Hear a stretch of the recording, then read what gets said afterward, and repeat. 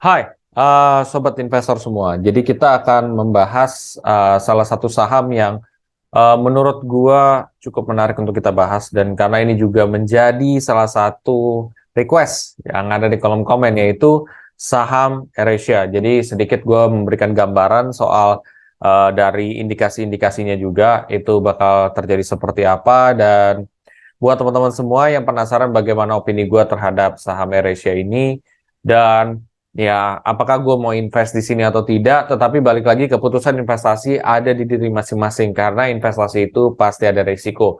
Buat teman-teman semua yang penasaran bagaimana pendapat gue, simak videonya setelah yang satu ini.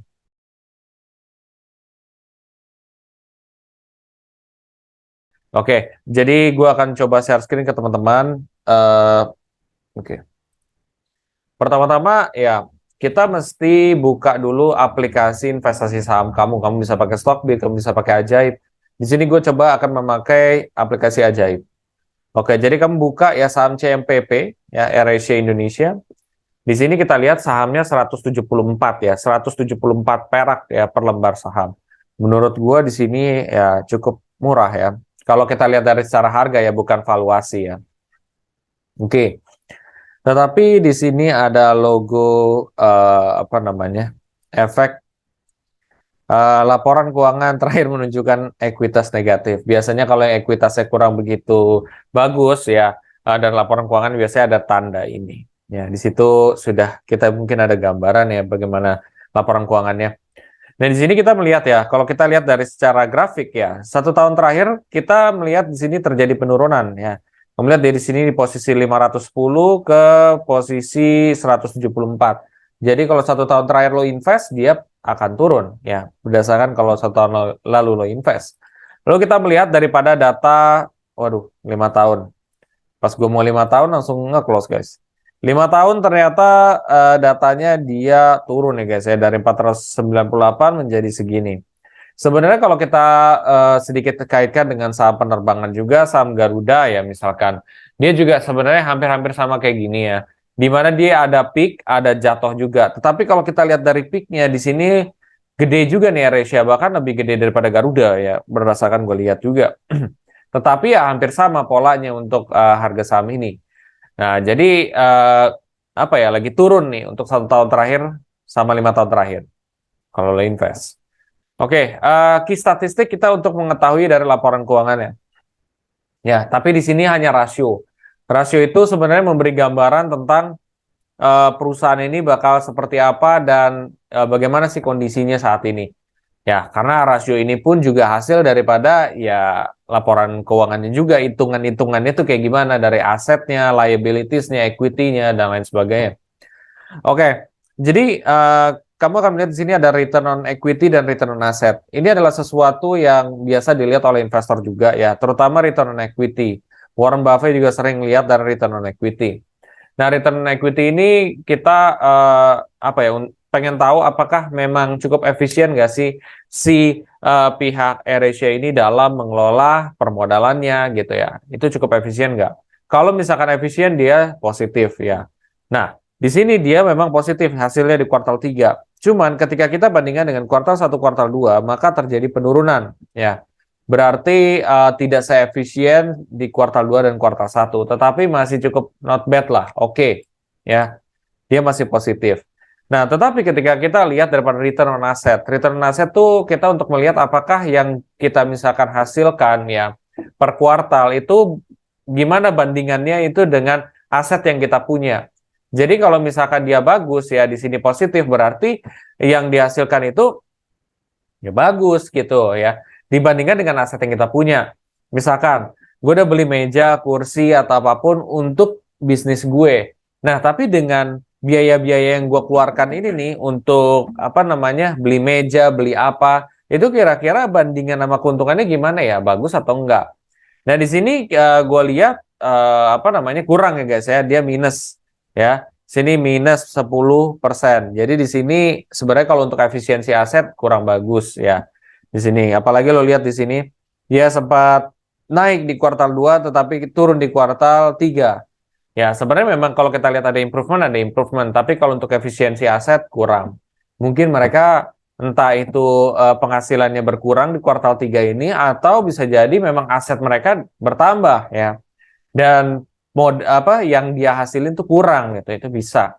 Nah, kita akan lihat daripada di sini. Menariknya adalah ini di 2022 ya.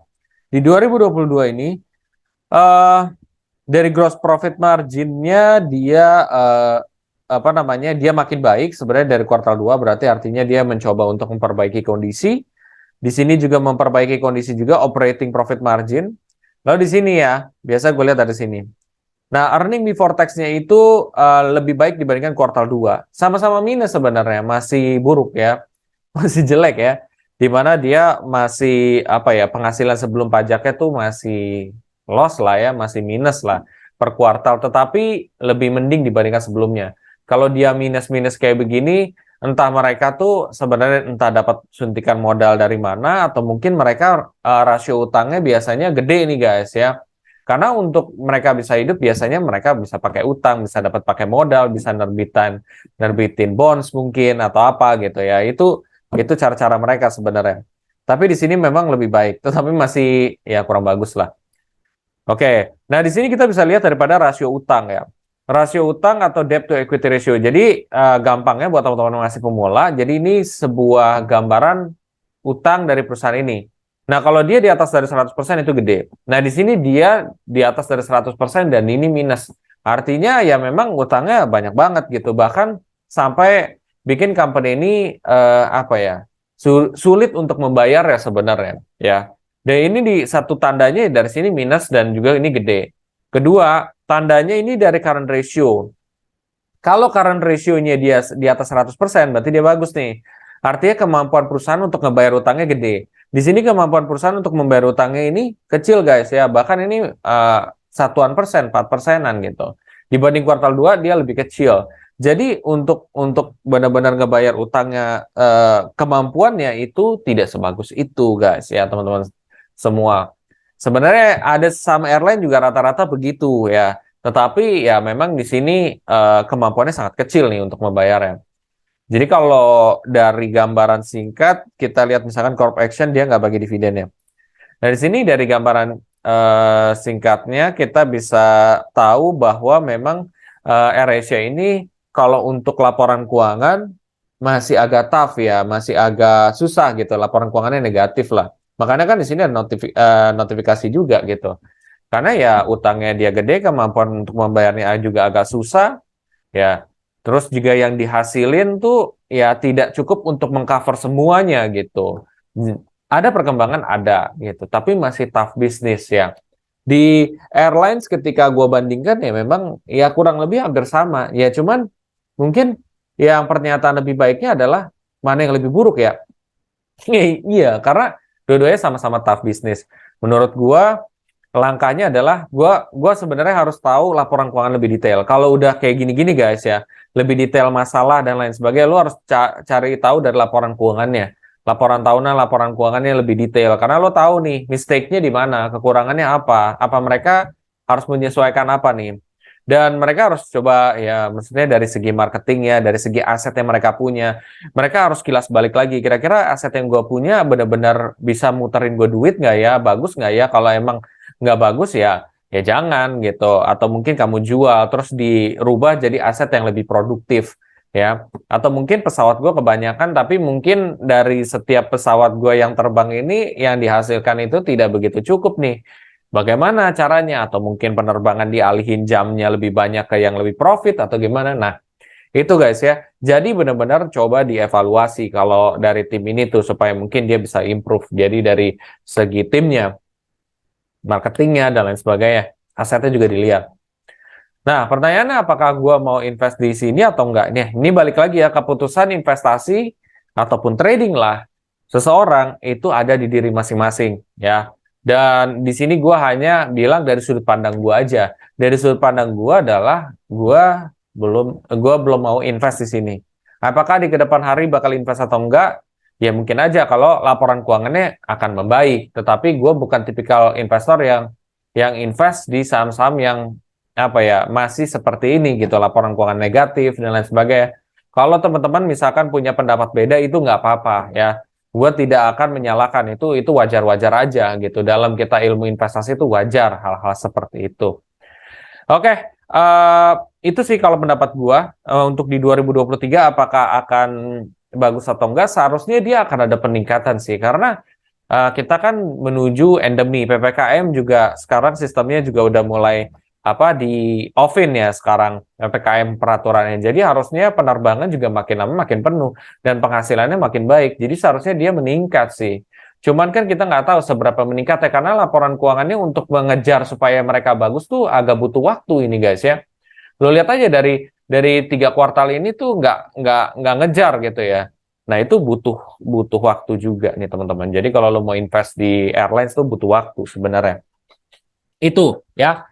Kenapa gue tidak pernah mau menjanjikan atau misalkan lo suruh ngikutin gue, karena memang sebenarnya lo harus tahu peraturan dalam otoritas jasa keuangan itu jelas bahwa keputusan investasi itu harus ada di masing-masing. Kita tidak boleh memaksa, kita tidak boleh untuk memberitahu. Balik lagi, ini kita cuma memberikan edukasi dan sudut pandang. Ya, keputusan ada di kamu, karena resiko pun kita sendiri masing-masing yang tanggung. Oke teman-teman semua, apabila kamu merasa informasi ini sangat bermanfaat, kamu coba share aja ke teman-teman kamu yang lain ya, tentang ini juga, ataupun ke sanak saudara kamu ya. Dan apabila kamu tertarik untuk mulai trading ya, ataupun investing ya, terserah kamu mau kayak gimana pun, kamu bisa pakai kode referral gue yang ada di kolom deskripsi di bawah ini. Tetapi itu balik lagi semua keputusan dari kamu. Jadi kita tidak memaksa atau apapun ya. Sampai jumpa di video selanjutnya. Terima kasih.